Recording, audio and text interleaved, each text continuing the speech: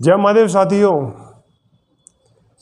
मैंने कुछ समय पहले एक वीडियो देखा था जिसमें ध्रुव राठी जी, जो कि एक यूट्यूबर हैं, श्री बागेश्वर धाम के पीठाधीश्वर श्री धीरेन्द्र कृष्ण शास्त्री जिनका एक वीडियो बनाते हैं और उस वीडियो पर काफ़ी भली बुरी टिप्पणी करते हैं और लोग, भारत देश के मूर्ख व्यक्ति उस वीडियो को देख के करीबन उस पर व्यू भी लगभग कोई 35 मिलियन व्यू है। इतने लोग देख रहे हैं, मतलब इतने लोगों को हो सकता है आनंद आ रहा होगा तभी देख रहे होंगे। कोई टिप्पणी तो दी नहीं उस वीडियो के बारे में। लेकिन मैंने जब वो वीडियो देखा तो मुझे अच्छा नहीं लगा। मुझे लग रहा था कि मैं कुछ इस वीडियो पर मुझे कहना चाहिए जो भला बुरा कहा है, तो मैं इस वीडियो पर कहना चाहता था, लेकिन मुझे समय नहीं मिल रहा था। आज भगवान की कृपा से मुझे समय मिला तो मैं इस वीडियो पर अपना स्पष्टीकरण देना चाहूँगा, जिसमें महोदय बागेश्वर धाम बाबा फ्रॉड करके एक वीडियो है। तो भाई फ्रॉड कैसे हुए, इस पर उन्होंने क्या कहा है, इस पर मैं कुछ स्पष्टीकरण देना चाहूँगा। मैंने कुछ अपने बिंदु पॉइंट है वो नोट किए हैं, उन बिंदु पर हम बात करेंगे। ध्रुव राठी बागेश्वर धाम, रियलिटी ऑफ बागेश्वर धाम बाबा करके एक वीडियो है। Another fraud Dhruv Rathee. व्यक्ति कहता है कि भाई बाबा बनते हैं स्कूल छोड़कर, तो व्यक्ति कहता है कि लोग स्कूल छोड़कर बाबा बन जाते हैं। मतलब ये ध्रुव राठी का कहना है कि बाबा बनना बहुत सरल काम है। इस मूर्ख व्यक्ति को ये पता नहीं है कि बाबा बनना कितना जिम्मेदारी होती है। अपने धर्म का एक प्रतिनिधित्व करना बहुत बड़ी जिम्मेदारी है, बहुत बड़ा कार्य होता है। कोई खाने का काम नहीं है जो आपने बता दिया कि स्कूल छोड़कर बाबा बन जाते हैं।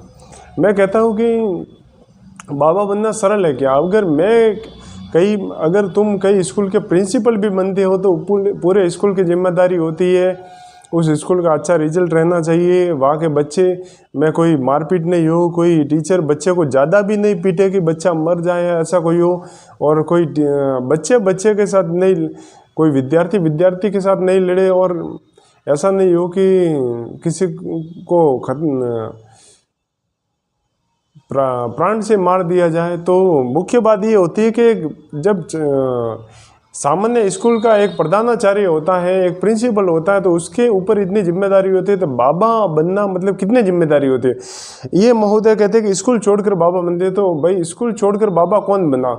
उनके पास नॉलेज होता है। स्कूल और बाबा के मतलब मध्य में तो कुछ संबंध नहीं है। और पहले तो मैं ये कहना चाहूँगा कि धीरेन्द्र कृष्ण शास्त्री कोई बाबा नहीं है। बाबा का अर्थ क्या होता है? वैसे तो बाबा कोई शब्द ही नहीं है सनातन परंपरा में, बाबा किसी को नहीं कहते।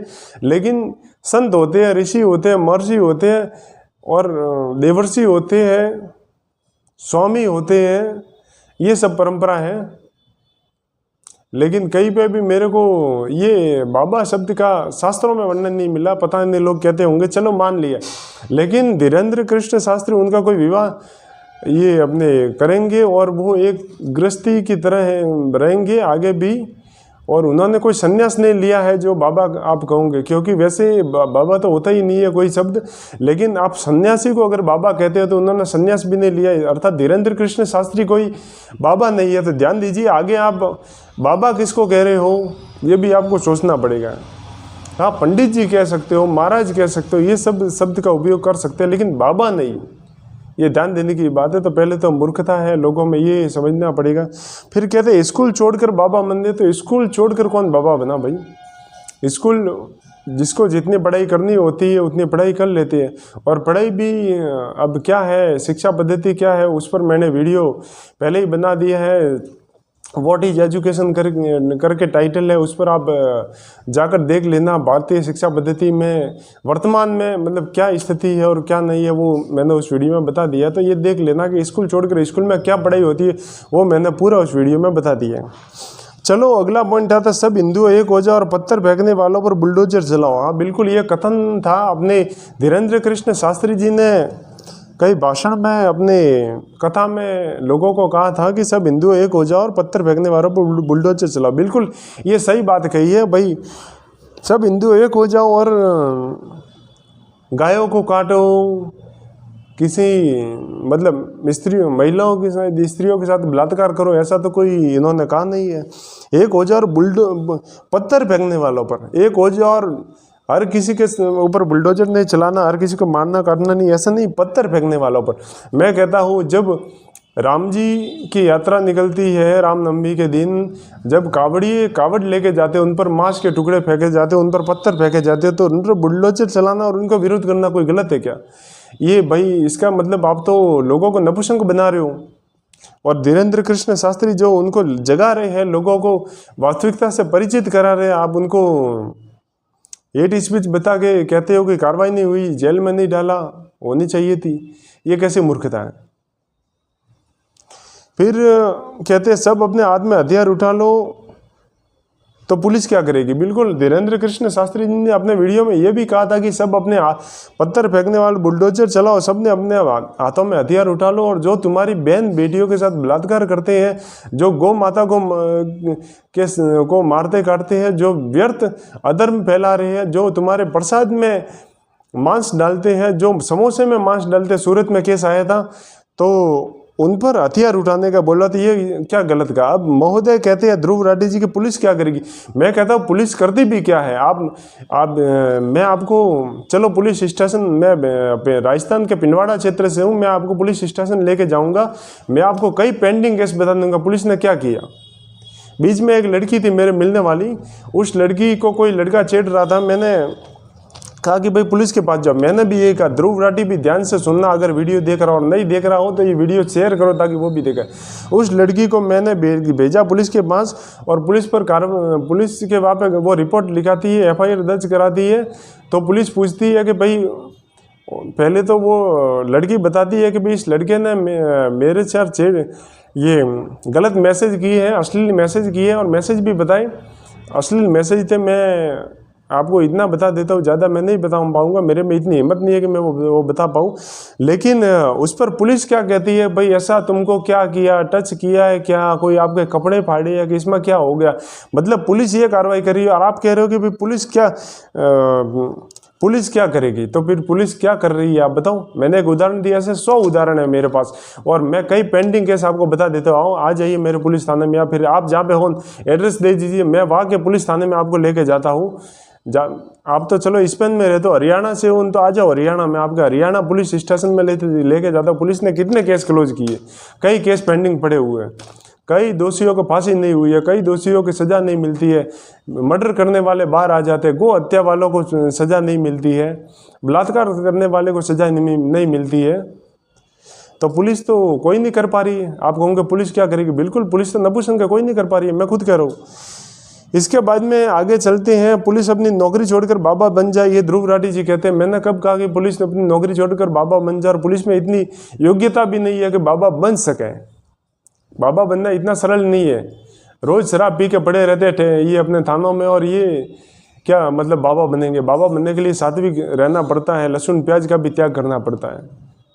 शराब पी के पड़े रहते, इधर से उधर ये जो गलत बातें करते रहते, और ये क्या बाबा बनेंगे?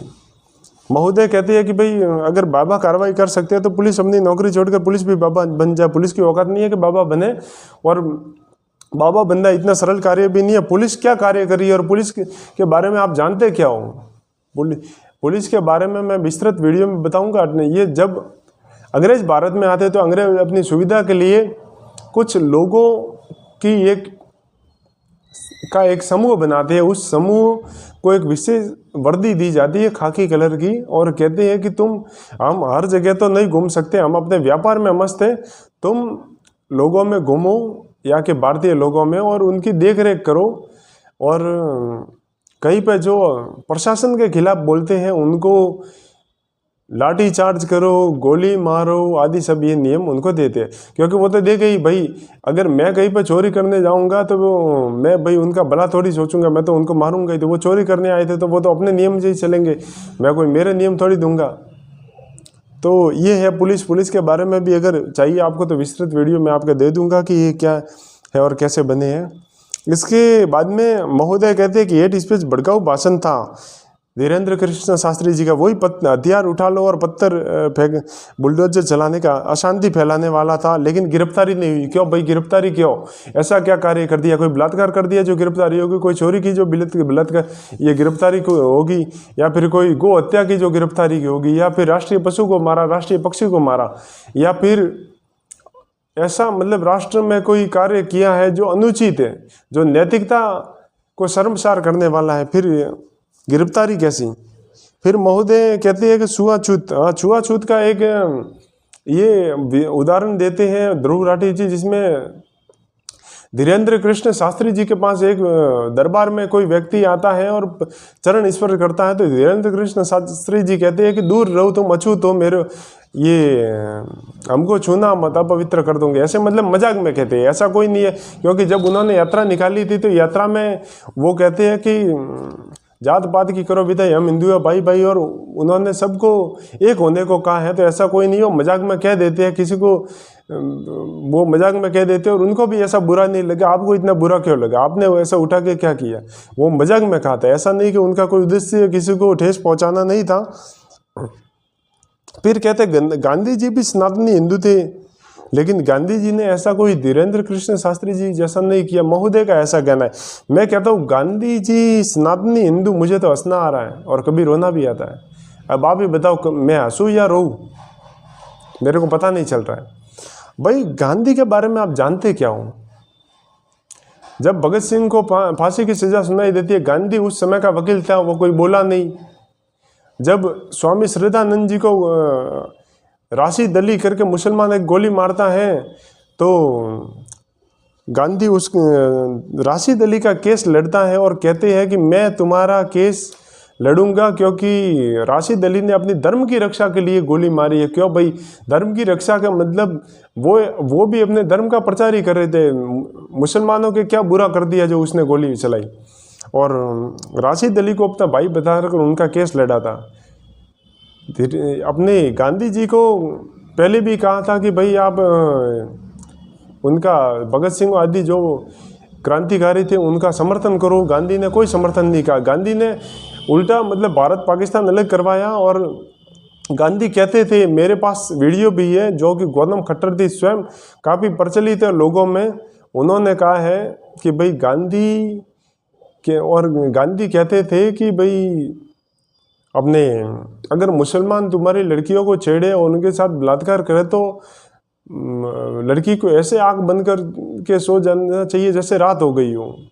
तो ये था गांधी। और भी मैं गांधी पर कई बातें कह सकता हूँ, लेकिन आज गांधी का विषय नहीं। आज मेरा विषय है कि ध्रुव राठी ने जो बागेश्वर धाम सरकार के पीठाधीश्वर धीरेन्द्र कृष्ण शास्त्री जी पर जो बात कही, उस पर मैं बात कहना चाहूँगा। कभी विषय रहा तो गांधी पर भी बोलेंगे। कानूनन अपराध है। महोदय कहते हैं कि दरबार लगाना कानूनन अपराध है। क्यों भाई? दरबार में ऐसा कौन सा कोई गलत कृत्य होता है कि भाई किसी लड़की के साथ छेड़छाड़ हो रही है, या गौ माता को मारा काटा जा रहा है, या फिर हिंदुओं को या किसी भी धर्म को कोई गलत शिक्षा दी जा रही है कि तुम ऐसा करो तुम वैसा करो? दरबार लगाना कानून अपराध क्यों है भाई? कानून अपराध होने के पीछे कारण क्या है? ऐसा दरबार में क्या होता है जो कानून अपराध है? कहते हैं कि गो हत्या कानून अपराध है। गो हत्या धड़ाके बंद हो रही है, उनका भी तो कोई कार्यवाही नहीं हो रही है, तो ये दरबार लगाना कानून अपराध क्यों है? क्या धीरेन्द्र कृष्ण शास्त्री को चैलेंज? हाँ बिल्कुल। महोदय कहते हैं कि महाराष्ट्र से कोई श्याम मानव है जिन्होंने धीरेन्द्र कृष्ण शास्त्री जी को चैलेंज किया था कि भाई कोई दरबार में नहीं होता, ये कोई शक्तियाँ नहीं है, ये तो खाली एक जादूगरी है और खाली लोगों को बहकाने की बात है। तो जिसमें श्याम मानव पता नहीं किसी कमरे में घुसकर और बोल रहे हैं कि भाई तुम आ जाओ नागपुर में और देख लेते हैं, मैं कुछ वहाँ पे बैठे हुए व्यक्तियों के नाम पूछूंगा, उनके पिता माता पत्नी जो भी फूफा फूफी उनके नाम पूछूंगा और आपको बताने हैं, तो मैं मान लूँगा कि शक्ति है और मैं आपका भक्त बन जाऊँगा और मैं प्रचार करूँगा। श्याम मानव कहते हैं। श्याम मानव किसी कमरे में बैठे कहते हैं तो फिर उनकी बात कौन सुनेगा? और महोदय धीरेन्द्र कृष्ण शास्त्री जी हैं, अगर उनका कार्य पूरा हो जाते हैं और वो वहाँ से निकल जाते हैं, वापस अपने क्षेत्र के लिए अर्थात खजुराहो क्षेत्र के लिए निकल जाते हैं। तो कहते हैं कि चैलेंज बोला था कि आओ और मैं तुमको पूछता हूँ वो, लेकिन धीरेन्द्र कृष्ण शस्त्र नहीं आया और ये भगोड़ा बोला। तो भगोड़ा भाई मैं ऐसे कहता हूँ कि तुमने बताया था कि चैलेंज क्या है क्या नहीं, वहाँ पे जाकर आप बता सकते थे। फिर बाद में धीरेन्द्र कृष्ण शास्त्री जी को पता चलता है कि भाई नागपुर आने को तो बार बार मेरे पास समय नहीं है, आप रायपुर आ जाओ, मेरी कथा चल रही है, आपको जो पूछना है वो पूछ लो, काफ़ी लोगों ने पूछ लिया, आप भी पूछ लो। तो महोदय वापिस कहते हैं कि नहीं हम तो नहीं आ पाएंगे, ये स्थिति है। भाई चलो चमत्कार, और मैं मानना नहीं मानता, मैं देखो मेरा भी सनातन धर्म है और मैं अंधविश्वास को नहीं मानता, विश्वास को बिल्कुल मानता हूँ। अंधविश्वास क्या है? ये जैसे किसी पशु को काटना, मारना, कुर्बानी, ये सब अंधविश्वास है, क्योंकि ऐसा कोई परमात्मा नहीं कह सकते, तो ये अंधविश्वास है। अंधविश्वास को नहीं मानता, विश्वास को मानता और शास्त्र को मैं मानता हूँ। फिर महोदय कहते हैं, अपने ध्रुव राठी कहते हैं कि अभी मुक्तेश्वरानंद है, उन्होंने भी विरोध किया था कि भाई ऐसी क्या शक्ति है, और ऐसी कोई शक्ति नहीं, शक्ति हो तो देश के आतंकवादियों का पता करो, आतंकवादियों को वो कर हटा दे और ऐसा को। चलो धीरेन्द्र, ये शंकराचार्य जी वो एक विषय अलग है, वो राजाओं के राजा है, वो सनातन धर्म में सबसे श्रेष्ठ शिखर पर है, वो कुछ भी कह सकते। इसीलिए अपने धीरेन्द्र कृष्ण शास्त्री जी ने उनका प्रश्न का कोई उत्तर नहीं दिया, क्योंकि वो उनके पिता से भी बढ़कर है। और सनातन धर्म में वो शंकराचार्य जी है, 4 शंकराचार्य जी है अपने भारत में, और वो धर्म के मेन धर्म ध्वजा है, तो वो कह सकते हैं, हमको सुनना पड़ेगा, और वो कोई गलत नहीं कहते हैं। और वो किसी धर्म या के अपने क्षमा करना धर्म के तो है, सनातन धर्म के पक्षधर है, लेकिन किसी नेता के या किसी के पक्षधर नहीं है कि कांग्रेस के पक्ष में, बीजेपी के पक्ष में, वो धर्म के पक्ष में। तो महोदय कहते अभी मुक्तेश्वरानंद कहते, तो तुम्हारे मित्र आप मानते हो या क्या मानते हो? ऐसे मतलब अभी मुक्तेश्वरानंद कैसे कह रहे हो? ये भी आपको बोलने की तमीज नहीं है। वो उनका पद क्या है ये आपको अनुमान नहीं है, आप बस ऐसे ही बोलने आए हो। मेरे को तो लगता है कि क्या पता मैं जन्म होते ही स्पेन में छोड़ दिया था, क्या संस्कृति भी पता नहीं है व्यक्ति को।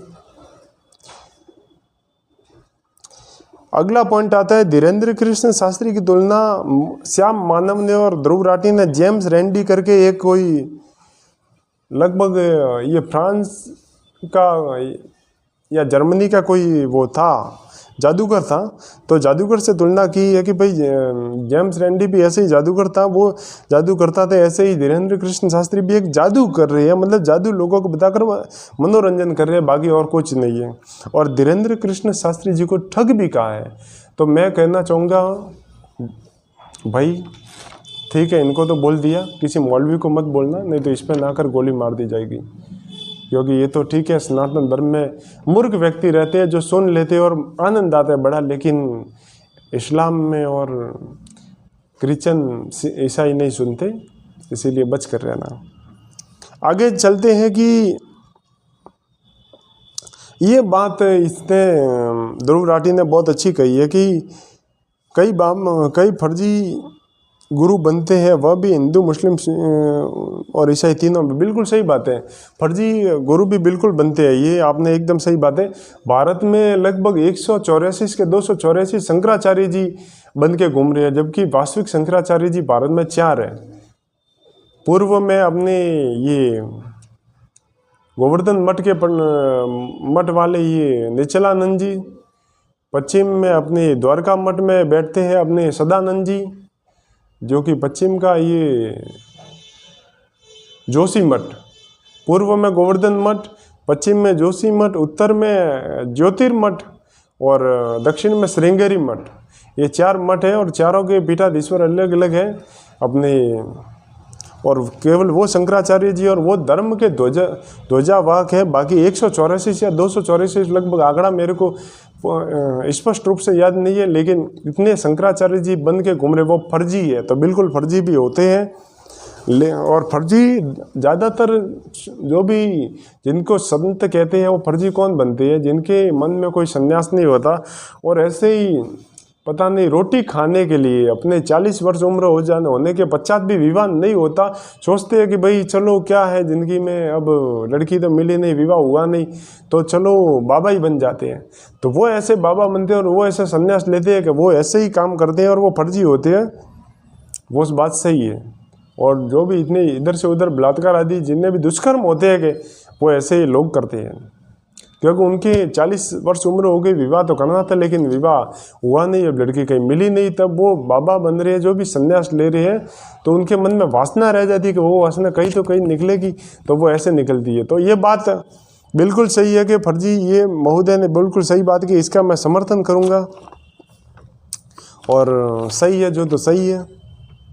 फिर आगे चलते हैं और जैसे देखिए यूपी में बीच में लगभग 200 के करीबन मुस्लिम जो कि भगवा वस्त्र में पकड़े गए संत बन के घूम रहे थे अपने केवल खाना खाने के लिए, कि दोनों टाइम भगवा वस्त्र देख के लोग खाना दे देंगे, भंडारे में प्रवेश मिल जाएगा, इसीलिए मुस्लिम बन के घूम रहे थे।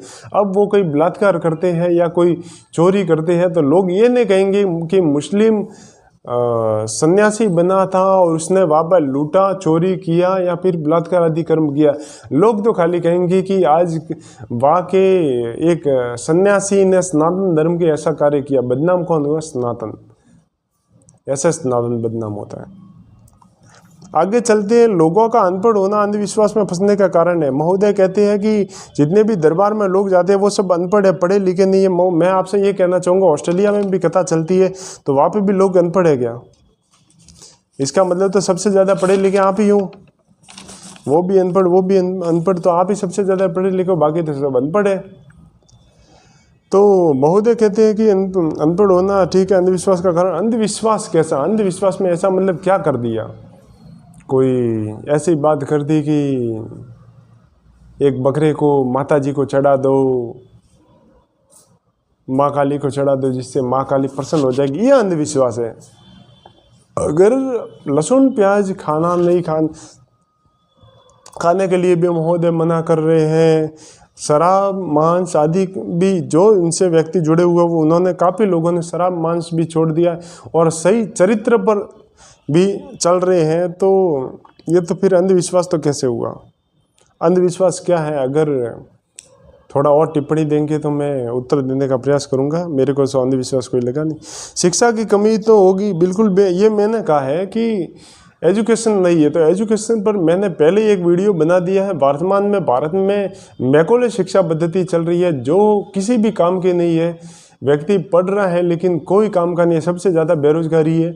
ईस्ट इंडिया कंपनी आने से पहले भारत में सब कुछ ठीक था और सब कुशल व्यक्ति थे अपने कार्य में, और देश की अर्थव्यवस्था उस समय लगभग, मुझे स्मरण है, मैंने जानकारी प्राप्त की थी, उस समय भारत की जीडीपी 24 से 25% जीडीपी थी भारत की। अर्थात भारत सबसे ज़्यादा निर्यातक देश था, आयातक नहीं। सब कुछ चीज़ भारत में बनती थी। लेकिन ईस्ट इंडिया कंपनी आती, ईस्ट इंडिया कंपनी भारत में अपनी कंपनी लगाते हैं और वहाँ के कुशल कारीगर होते हैं, उनको मार दिया जाता है, उनको काट दिया जाता है या फिर उनको धमका दिया जाता है और धमकाया जाता है कि तुम अपने घर पे कोई सामग्री नहीं बनाओगे और हमारे यहाँ काम करोगे ईस्ट इंडिया कंपनी में, तुमको वेतन मिलेगा। बहुत कम वेतन मिलता था, जिसके कारण बाद में भारत में भूखमरी भी बढ़ी और भारत आर्थिक रूप से पिछड़ गया था। आगे चलते हैं कि भारत में मैकोले शिक्षा पद्धति है तो 1758 में आई। इस पर भी स्पष्ट वीडियो चाहिए तो मैं दे दूंगा। वैसे मैंने व्हाट इज एजुकेशन, शिक्षा क्या है, इस पर वीडियो बना है, वो देख लेना, उससे भी काफ़ी जानकारी आपको मिल जाएगी। अब ध्रुव राठी कहते हैं कि हवन से हवा शुद्ध होती है, ये भी कैसे मतलब वो है? लोग मानते हैं कि हवन से हवा शुद्ध होती है, मतलब कहीं पे आग लगाने से, ध्रुव राठी कहते हैं कि आग लगाने से हवा शुद्ध होती है, और ये लोगों का मानना, ये कैसी मूर्खता और ये अंधविश्वास है। मैं कहता हूँ शास्त्रों में तो है, इसके साथ साथ ये अमेरिका, जर्मनी, फ्रांस आदि विदेशियों ने भी इस पर रिसर्च किया है और जाना है कि एक बार हवन करने से, घृत की आहुति लगने से लगभग, कोई मुझे स्मरण नहीं है, इतने टन ऑक्सीजन शुद्ध हो जाती है और आपस में नई बनती है, ऑक्सीजन शुद्ध भी होती है और नई भी बनती है, ये मतलब बात होती है। इसीलिए जर्मनी में एक संस्कृत यूनिवर्सिटी है, वहाँ पे 1 किलोमीटर के क्षेत्र में फैली हुई है जर्मनी में, और उसमें प्रतिदिन हवन होता है, यज्ञ होता है, घृत की आहुतियाँ दी जाती है, और वहाँ का वातावरण शुद्ध है और संस्कृत वहाँ के बच्चे पढ़ रहे हैं। अब जिस देश में संस्कृत पढ़नी चाहिए थी वहाँ पे तो संस्कृत नहीं पढ़ रहे, और हर कोई चाहता है कि अपने बच्चे को संस्कृत नहीं पढ़ा के इंग्लिश मीडियम में डाल रहा है, और देश में मूर्ख व्यक्ति जन्म ले रहे हैं, जिसका कारण ये है कि गौ हत्या बढ़ी है, बलात्कार बढ़े हैं, चोरी बढ़ी है और धोखे बढ़े हैं, लूट मार बढ़ी है, हत्याएं बढ़ी है।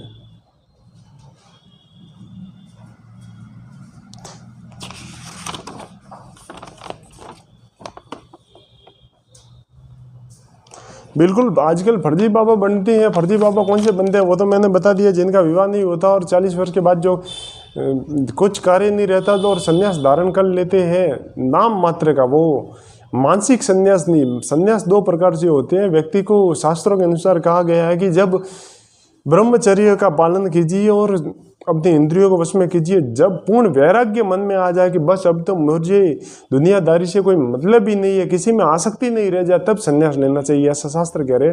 तो साथियों, ये थी कुछ ध्रुव राठी के द्वारा कही गई पॉइंट जो मैंने आपको स्पष्टीकरण जिसका दिया। ये वीडियो अधिक से अधिक शेयर कीजिए ताकि भारत की मूर्ख युवा पीढ़ी को पता चल सके कि वास्तविकता क्या है, क्योंकि वो बिना सोचे समझे हर किसी पर विश्वास कर लेते हैं। फिर मिलते हैं अच्छी जानकारी के साथ, तब तक के लिए जय महादेव।